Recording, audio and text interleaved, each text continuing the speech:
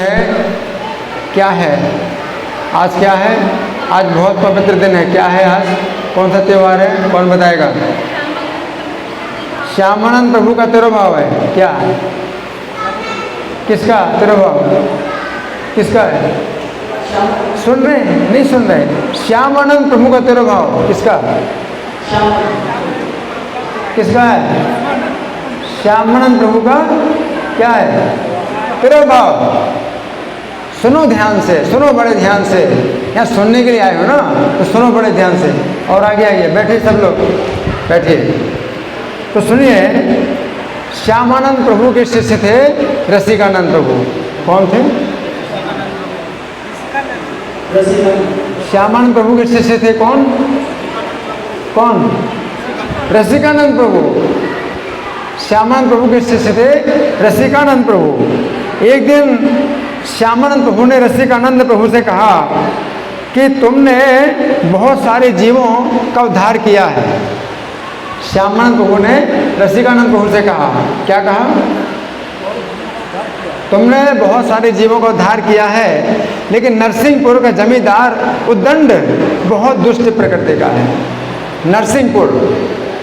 नरसिंहपुर का जमींदार। कहाँ का जमींदार? नरसिंहपुर का जमींदार।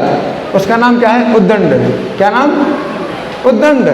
वो बड़ा दुष्ट है, ब्राह्मणों वैष्णवों को पीड़ित करता है। अगर ऐसा दुष्ट वैष्णव बन जाए तो उसका भी कल्याण होगा। उसे देख करके नरसिंहपुर के दूसरे निवासी भी वैष्णव बन जाएंगे।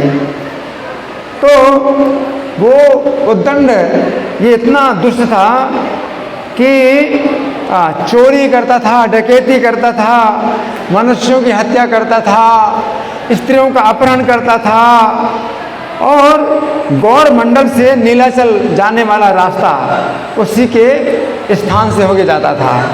तो जितने भी धनवान व्यापारी होते थे और ब्राह्मण होते थे, साधु वैष्णव होते थे, सबकी हत्या करके और सब कुछ लूट लेता था। अब क्या हुआ? एक रात उसने सपना देखा। एक रात उसने क्या देखा? सपना देखा। किसने? उद्दंड ने सपना देखा। एक महापुरुष आकर कह रहे हैं कि तुम श्यामानंद प्रभु के चरणों का आश्रय ले लो। सपने में एक महापुरुष कह रहे हैं, क्या कह रहे हैं?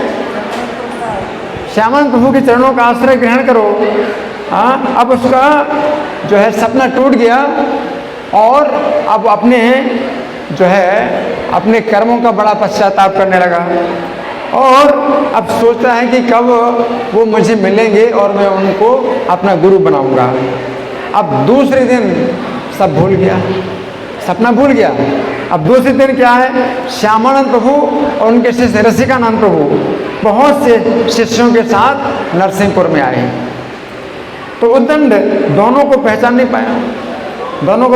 पाया और इतने ज़्यादा लोगों को देख करके बड़ा प्रसन्न हुआ कि इन सब का वध करके सब लूट लूँगा, सबकी हत्या करके मैं सब लूट लूँगा, और आक्रमण कर दिया।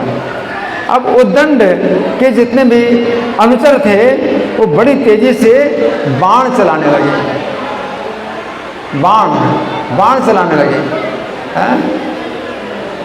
श्यामानंद प्रभु और रसिकानंद प्रभु के दल में अपने बाण चलाने लगे, है ना? कौन चलाने लगे बाण? किसके आदमी? उद्दंड के आदमी जो है बाण चलाने लगे। लेकिन क्या होता था? वो बाण लौट करके उन्हीं को लगते थे जो बाण मारते थे। क्या समझे? उद्दंड के जितने अनुचर थे डकैत, वो जब बाण मारते हैं श्यामानंद प्रभु रसिकानंद प्रभु के दल में, तो वो बाण जो है लौट करके उन्हीं को लगते हैं जो बाण मार रहे हैं, उन्हीं को लग रहे हैं। तो फिर क्या हुआ? ऐसे समय में श्यामानंद प्रभु और रसिकानंद प्रभु की कृपा से उद्दंड को रात्रि का सपना याद आ गया। अब सपना याद आया, अब उसको रात का सपना याद आया और उसको अनुभव हुआ कि श्यामानंद प्रभु स्वयं उसका उद्धार करने के लिए नरसिंहपुर पधारे हैं। और सपने में उसे जिन श्यामानंद प्रभु के चरणों का आश्रय लेने का आदेश प्राप्त हुआ था, उन्हीं को अपने सामने पाकर उद्दंड ने पश्चाताप के आंसुओं से पूरा जो है नहला दिया, उनके चरणों को नहला दिया, चरणों को पकड़ लिया और श्यामानंद प्रभु के चरणों में दंडवत प्रणाम करके बोला कि हे प्रभु, मैं अत्यंत पापी मूर्ख हूँ, आप लोगों को मैं पहचान न सका, अज्ञानवश आपके चरणों में घोर अपराध किया, अब मैं आपके चरणों की शरण में आया हूँ, हे दया के सागर मेरे ऊपर कृपा कीजिए। कौन बोला? उद्दंड बोला। तो श्यामानंद प्रभु की कृपा प्राप्त करने के बाद वो महापापी उद्दंड में अद्भुत परिवर्तन आया और सब लोग विस्मित हो गए। जो व्यक्ति साधुओं वैष्णवों तक की हत्या करता था, आज वही श्री कृष्ण की सेवा में दीक्षित हो गया है। अब आश्चर्य, बहुत बड़ा आश्चर्य हो कि इतना बड़ा पापी जो है साधु बन गया है। फिर उद्दंड के अनुरोध पर श्यामानंद प्रभु ने श्याम राय जी का विग्रह वहाँ नरसिंहपुर में स्थापित किया। उनके जो अर्चा विग्रह थे श्याम राय, श्री कृष्ण को श्याम राय, उनका मंदिर स्थापित किया। 3 दिन का महामहोत्सव किया। 3 दिन 3 रात लगातार नाम संकीर्तन चलता रहा, साधु सेवा होती रही और उसके बाद वो जो उद्दंड था उनके चरणों में गिर करके बोला, मैं अत्यंत दुष्ट दुराचारी महापापी हूँ, मैंने हजारों साधुओं का संहार किया और उनकी गुदड़ियों से मेरा कमरा भरा हुआ है। आपकी आज्ञा हो तो उनकी गुदड़ियों को आपके पास ले आऊं। गुदड़ी क्या होती है? बिछौना होता है। गुदड़ी कपड़ा, जो भी हो, साधुओं की गुदड़ी, बिछौना, आसन होगा, गुदड़ी। तो गुदड़ियाँ लाई, तो एक छोटे पर्वत का आकार, इतने साधुओं की हत्या की थी, एक छोटे पर्वत का आकार बन गया गुदड़ियों का। श्यामानंद प्रभु ने जब उनकी गणना की तो 718 निकली। इससे अनुमान लगाया जाता है कि कितनी गुदड़ियाँ थीं, है ना।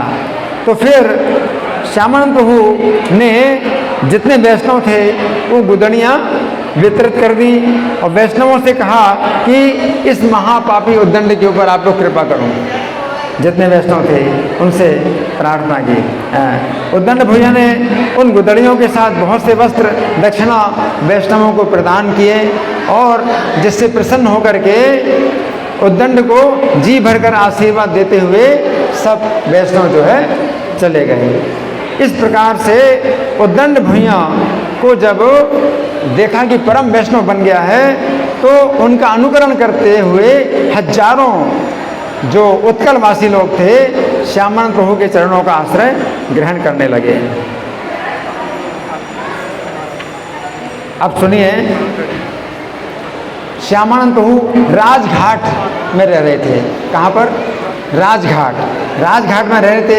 एक दिन मायावादी सन्यासी, पार्किंग में एक गाड़ी अड़ी हुई है 9052 नंबर की गाड़ी है। पार्किंग में जिनकी गाड़ी हो उस गाड़ी को हटा लें, रास्ते में खड़ी है। 9052 नंबर की गाड़ी पार्किंग में खड़ी है। हरे कृष्णा।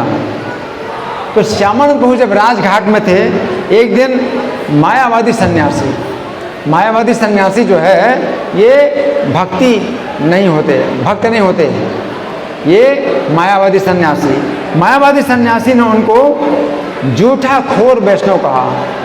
जूठा खोर वैष्णव, श्यामानंद प्रभु को कहा जूठा खोर वैष्णव। जूठा खोर मतलब जूठा खाता है और जूठा भगवान को भोग लगाते हैं। वैष्णव भगवान को भोग लगा के ही खाते हैं, बिना भोग लगा खाते नहीं। तो वो निंदा करता है कि जूठा खाता है। मतलब कितना दुष्ट था वो मायावादी सन्यासी कि इनको जो है मतलब निंदा करता था कि तुम तो जूठा खाने वाले वैष्णव हो, है ना। अब भगवान को भोग लगाने से कितना पवित्र होता है वो भोजन, है ना। और भगवान को भोग ना लगाए तो पाप, उसमें पाप होता है, पाप खाते हैं। तो वो जो है मायावादी सन्यासी उनकी निंदा करता है कि झूठा खोर वैष्णव। और श्यामन प्रभु ने उसका विरोध नहीं किया, शांत रहे और अपने साथी भक्तों के साथ सुवर्ण रेखा नदी में स्नान करने के लिए आए। कौन सी नदी? कौन सी नदी में? सुवर्ण रेखा। कौन सी नदी? सुवर्ण रेखा नदी में स्नान करने के लिए आए। नदी के तट पर एक बहुत बड़ा मगर मुंह खोले पड़ा था। कौन? मगर। कैसे पड़ा था? मुंह खोले हुए पड़ा था। मगर के विकराल मुख को देखकर श्यामन प्रभु के साथी भयभीत हो गए। इस श्यामन प्रभु ने उस मगरमच्छ से कहा, श्यामन प्रभु ने उस मगरमच्छ से कहा, किससे कहा? मगरमच्छ से कहा, हे मगर, तुम मेरे पास आओ। इस संसार समुद्र को कैसे पार करोगे? मैं उपाय बताता हूँ। पूर्व जन्म के पाप से तुम्हें मगर का शरीर प्राप्त हुआ है। अब तुम जीव हिंसा क्यों करते हो? मगर से कहते हैं, अब तुम जीव हिंसा क्यों करते हो? श्यामन प्रभु के मुख से उपदेश सुनकर के मगर सबको विस्मित करते हुए श्यामन प्रभु के पास आया और उनको प्रणाम किया। मगर ने उनको प्रणाम किया। तब श्यामन प्रभु ने कृपा करते हुए उसे हरि नाम का मंत्र दिया। मगर को हरि नाम का मंत्र दिया। कौन सा मंत्र दिया? हरि नाम मंत्र। क्या है? हरे कृष्णा कृष्णा कृष्णा हरे हरे, हरे राम राम राम हरे हरे। हरि नाम मंत्र किसको दिया? मगरमच्छ को दिया। है? और कहा कि हे मगर, आज से तुम पूरी तरह से जीव हिंसा त्याग दो। हाँ? और भगवान श्री कृष्ण तुम पर कृपा करेंगे। ये सुनकर मगर ने श्यामन प्रभु के चरणों में फिर से प्रणाम किया और नदी के जल में प्रवेश कर गया। हरि बोल।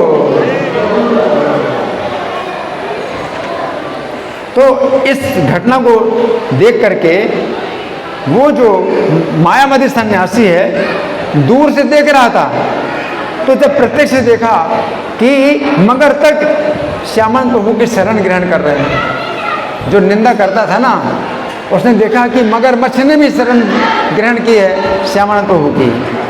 तो वो जो है फिर बड़ा पश्चाताप करने लगा कि मैंने तुमका बड़ा अपराध किया, और अपमान को त्याग करके श्यामन प्रभु के शरण में आ गया और उसको कृपा पूर्वक श्यामन प्रभु ने हरि नाम मंत्र दिया।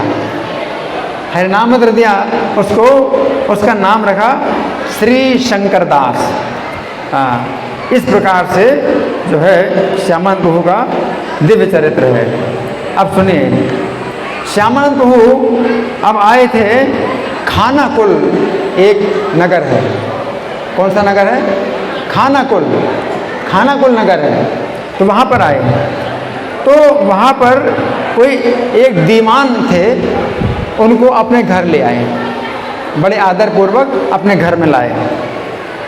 तो उन्होंने श्यामानंद प्रभु को और सब भक्तों को बहुत आदर पूर्वक प्रसाद भोजन कराया और दक्षिणा प्रदान की। तो उस दीवान के घर में एक बहुत बड़ा यज्ञ हो रहा था। क्या हो रहा था? यज्ञ हो रहा था। और श्यामानंद प्रभु यज्ञ देख करके प्रसन्न हुए, और जो रामचंद्र बोस उस यज्ञ का संचालन कर रहे थे। क्या नाम था? रामचंद्र बोस यज्ञ का संचालन कर रहे थे। तो वो जो है अग्निकुंड में अग्नि प्रज्वलित करने के लिए उन्होंने अपने साथी ब्राह्मण को कहा कि आग लाओ। अग्निकुंड में अग्नि प्रज्वलित करने के लिए अपने साथी ब्राह्मण को कहा कि अग्नि लेकर के आओ। उस समय जो भुवन मंगल श्यामन प्रभु के शिष्य के शिष्य थे, श्यामन प्रभु के शिष्य के शिष्य थे भुवन मंगल। क्या नाम? भुवन मंगल। तो उन्होंने जो है रामचंद्र से कहा, जिन्होंने आग मंगाई थी, रामचंद्र से कहा कि आपके सहयोगी अग्नि लाने के लिए गए हैं, लेकिन बाहर की अग्नि से क्या होगा? यज्ञ के लिए तो ब्रह्म की अग्नि से प्रज्वलित करना चाहिए। बोले कि ब्रह्म की अग्नि से प्रज्वलित करो यज्ञ कुंड को। तो रामचंद्र ने कहा, अरे कलयुग में ब्रह्म अग्नि कहाँ से प्राप्त होगी? तो भुवन मंगल ने उत्तर दिया कि जिनके पास ब्रह्म तेज है उन्हीं के पास ब्रह्म अग्नि मिलेगी। श्री कृष्ण मंत्र सिद्ध होने पर सर्व सिद्धि होती है, तो ब्रह्म अग्नि मिल जाएगी। तो रामचंद्र बहुत बड़ा क्रोधित हो गया, बड़े क्रोधित होकर के बोला, अगर तुम सचमुच वैष्णव हो तो ब्रह्म अग्नि प्रज्वलित करके दिखाओ। उसने कहा, तुम सचमुच वैष्णव हो तो ब्रह्म अग्नि प्रज्वलित करके दिखाओ, तब मैं मानूंगा। तो रामचंद्र जी जो है कि वचन सुनकर भुवन मंगल क्रुद्ध नहीं हुए, हंसते हंसते उन्होंने श्यामानंद प्रभु के चरणों का ध्यान किया और फूंक लगा करके यज्ञ अग्नि प्रज्वलित कर दी। ऐसे किया और यज्ञ अग्नि प्रज्वलित कर दी, है ना। तो भुवन मंगल के द्वारा ऐसी अलौकिक रीति से यज्ञ कुंड में अग्नि प्रज्वलित कर देने पर सभी ब्राह्मण दंग रह गए। फूंक लगा करके अग्नि प्रज्वलित कर दी तो सब ब्राह्मण दंग रह गए और प्रणाम करते हुए स्तुति करने लगे।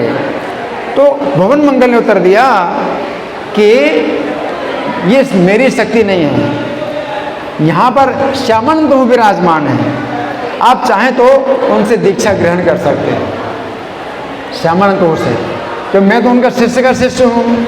अगर आपको दीक्षा लेनी है तो श्यामानंद प्रभु से दीक्षा ग्रहण कर सकते हैं। तो इस तरह से श्यामानंद प्रभु की ऐसी शक्ति थी। अब सुनिए एक और घटना। श्यामानंद प्रभु आए बासंतिया गांव। कौन सा गांव? बासंतिया गांव। बासंतिया गांव में आए तो वहाँ पर गोकुल चंद्र का मंदिर है। किसका मंदिर है? गोकुल चंद्र, यानी भगवान श्री कृष्ण को गोकुल चंद्र कहा जाता है। गोकुल चंद्र का मंदिर है। तो श्यामानंद प्रभु जो है उनका सौंदर्य देखते हैं। गोकुल चंद्र का सौंदर्य देखा, तो बहुत सौंदर्य, भगवान का सौंदर्य बहुत अधिक था। तो नेत्रों से देखते रह गए, गोकुल चंद्र का दर्शन करते रहे। इसके बाद फिर श्यामानंद प्रभु ने अपने भक्तों के साथ में नाम संकीर्तन किया और नृत्य किया। अब श्यामानंद प्रभु का कीर्तन और नृत्य देख करके सब लोग भाव विह्वल हो गए। कैसे हो गए? भाव विह्वल हो गए, हाँ। और फिर सब भक्तों के साथ गोकुल चंद्र जी का प्रसाद ग्रहण किया। प्रसाद बहुत स्वादिष्ट था, अमृत से ज़्यादा मधुर। गोकुल चंद्र जी का प्रसाद सेवन के बाद श्यामानंद प्रभु अब सो गए। श्यामानंद प्रभु सो गए, गोकुल चंद्र जी का प्रसाद ग्रहण करके सो गए। अब जब सो गए तो गोकुल चंद्र भगवान ने उनको सपना दिया। गोकुल चंद्र भगवान ने उनको सपना दिया। किनको? श्यामानंद प्रभु को। श्यामानंद प्रभु को सपना दिया और क्या कहा कि गोपों के साथ गोचारण के लिए जाकर शाम को अपने मंदिर में लौटता हूँ। गोकुल चंद्र जी कहते हैं कि दिन भर तो मैं जो है गौएं चराता हूँ और शाम को मंदिर लौटता हूँ, हाँ, और भूख से व्याकुल होकर मुझे नींद नहीं आती है। गोकुल चंद्र कहते हैं, किसको बोलते हैं? श्यामानंद प्रभु को बोलते हैं। सपने में सपना दिया, क्या बोले कि दिन भर तो मैं गौएं चराता हूँ और शाम को लौट करके आता हूँ तो रात को जो है मुझे भूख के मारे नींद नहीं आती है। मैं तुमसे निश्चित रूप से कहता हूँ कि मुझे बहुत ही कष्ट हो रहा है। अब रात में जो है कुछ भोजन ऐसे हल्का फुल्का भोजन मतलब भोग लगाते हैं तो गोकुल चंद्र जी को जो है भूखे रहते हैं, उनको नींद नहीं आती। श्यामानंद प्रभु को ये बात बताई, है ना। तो स्वप्न में जब ऐसी गोकुल चंद्र की बात सुनी तो श्यामानंद प्रभु की निद्रा भंग हो गई। श्यामानंद प्रभु की निद्रा भंग हो गई और बहुत व्यथित हुए कि अरे यहाँ के पुजारी लोग जो है बड़ा अन्याय कर रहे हैं, भगवान को जो है भोग नहीं लगाते हैं, भगवान भूखे रहते हैं, बड़ा अन्याय कर रहे हैं। बहुत व्यथा हुई उनको, बहुत व्यथित हुए और तुरंत ही वो मंदिर के अधिकारी को बुलाया और कठोर आदेश प्रदान किया। कैसा आदेश? कठोर आदेश प्रदान किया। हाँ, क्या? हाँ, कि गोकुल चंद्र जी के लिए 8 प्रहर भोग लगाना है। कितने प्रहर? 8 प्रहर भोग लगाना है। 3-3 घंटे के जो है 8 प्रहर, 24 घंटे में 3-3 घंटे के 8 प्रहर होते हैं। बोले 8 प्रहर भोग लगाना है गोकुल चंद्र जी को। उनको जितना ज़्यादा हो सके भोग लगाओ, कम नहीं होना चाहिए। भगवान को जो है भोग लगाओ, जितना अधिक से अधिक 8 प्रहर भोग लगाओ, है ना, ये आदेश दिया उन्होंने। श्यामानंद प्रभु ने अपने भजन के प्रभाव से भगवान तक को कितना अपना लिया, हाँ, ये घटना इसका प्रमाण है। भाव मार्ग की सेवा में भगवान को भी मनुष्य की भांति भूख लगती है, तो इनकी भावना ऐसी है। तो भगवान भाव के भूखे, भगवान भाव के भूखे हैं, है ना। तो जब भावना होती है भगवान के प्रति, तो भगवान जो है मांगते हैं, कि मैं भूखा हूँ, है ना। तो भगवान को भी भूख लगती है ना। अब एक और घटना सुनिए।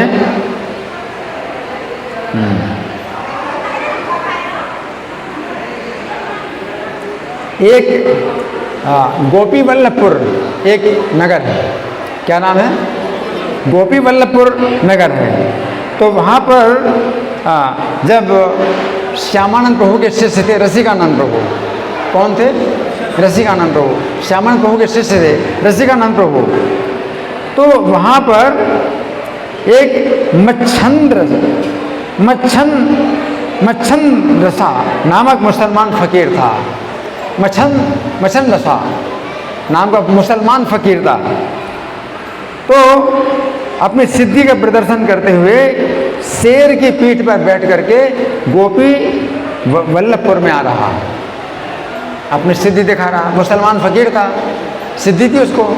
तो शेर के ऊपर बैठ करके वो जो है गोपी वल्लभपुर में आ रहा है अपनी सिद्धि दिखाने के लिए, है ना। तो क्या हुआ, रसिकानंद प्रभु को उनके सेवक ने उसके फकीर के बारे में सूचना दी कि भाई ये यहाँ पर आ रहा है, शेर के ऊपर बैठ करके आ रहा है। तो रसिकानंद प्रभु ने अनुभव किया कि फकीर है, उसको अभिमान है। तो अपने शिष्य भुवन मंगल को आज्ञा दी। भुवन मंगल को आज्ञा दी उन्होंने। क्या आज्ञा दी? कि भुवन मंगल तुम तुरंत जाकर उस मेरा आदेश सुनाओ, नागरी उद्धव को मेरा आदेश सुनाओ कि सत्कार सहित उस फकीर को मेरे पास लाएं। रसिकानंद प्रभु ने कहा बड़े सत्कार पूर्वक उस फकीर को मेरे पास लाओ, है ना। तो नागरी उद्धव एक टूटी हुई दीवार पर बैठकर अपने दातून कर रहे थे। एक टूटी दीवार में बैठ करके दातून कर रहे थे, है ना। तो क्या हुआ, भुवन मंगल ने उनके पास जाकर के रसिकानंद प्रभु का आदेश सुनाया। तो नागरी उद्धव रसिकानंद प्रभु के आदेश के तात्पर्य को समझ गए। उन्होंने क्या किया, टूटी दीवार को आदेश दिया। टूटी दीवार को आदेश दिया कि दीवार चल, हम इस फकीर को लाने के लिए चलते हैं। दीवार को आदेश दिया चलो। वो तो शेर के ऊपर बैठ के आ रहा था और नागरी उद्धव ने दीवार को आदेश दिया कि चलो इस फकीर को हम लेने जाएंगे। तो सभी लोगों को विस्मित करते हुए उस टूटी हुई दीवार ने चलना प्रारंभ कर दिया।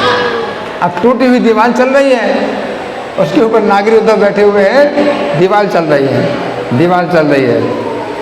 और बड़ी तेज गति से वो वहाँ पहुँचे और नागरी उद्धव का दर्शन करके फकीर मच्छंद रसा के अनुचर ने उनसे कहा, फकीर साहब, रसिकानंद प्रभु के एक शिष्य टूटी हुई दीवार पर बैठकर आपका स्वागत करने के लिए आए हैं। ये सुनकर मच्छंद रसा विस्मित हो गए। और उसने कहा, अगर शिष्य में इतना गुण है तो उनके गुरु तो साक्षात नारायण होंगे।